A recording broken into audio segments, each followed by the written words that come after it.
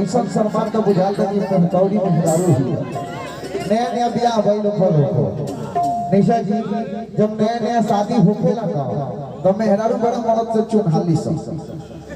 ऐसे चुनहाली से जैसे हमारे बबुआ जो आता है हम तो बुझाता है कि मौत के कहियो देखबे ना करी बहुत खूब आपको बहुत बढ़िया शादी हो गया कि नहीं वेटिंग में बनी कंफर्म करो बताइए ना नहीं जब न्यूज़ में जाएगा और शादी हुआ होगा तब तो अभी फिक्स ना बनिए जाइएगा ये बाबू अभी वेटिंग में बनी नहीं आप झूठ बोल रहे हैं शादी हो गया है तो बच्चे भी हैं मेरा शादी हो गई शादी शुदा बानी दो लड़का के बाप होता 4 बीवी है इनके पता है आ जाए असम कैसे नाम से बा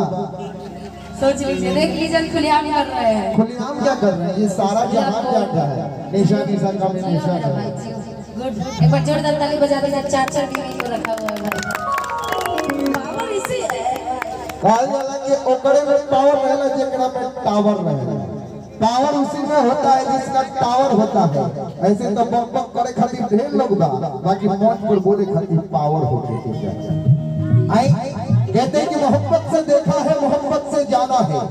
मोहब्बत से देखा है मोहब्बत से जाना है मोहब्बत से ही तेरी खूबसूरती को मैंने पहचाना है मोहब्बत से ही तेरी खूबसूरती को पहचाना है निशा जी आपने तो मुझे यूं ही आपने बेदखल बना दिया निशा जी आपने मुझे यूं ही मोहब्बत से बेदखल बना दिया मैंने मोहब्बत के नाम आप ही से जाना है आप ही से जाना है आइए आप सबके बीच निशा जी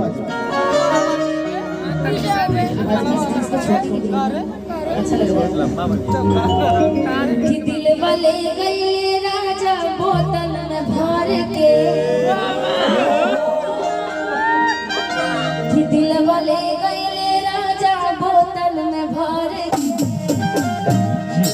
एक पत्नी के पति शादी करके गवना करा के प्रदेश चले जा रहे हैं पत्नी बड़ी नाराज है बीवी बहुत नाराज है अपने पति से और अपने सखी से बोल रही है क्या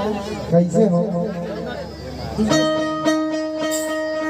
कि बड़ी अगवा में पिया के प्यार कि रतिया तरतिया पहाड़ दिन भाई कि रतिया तरतिया पहाड़ दिन भाई कि का कहीं हमरो करे जजान दौर के कि दिल वाले गए राजा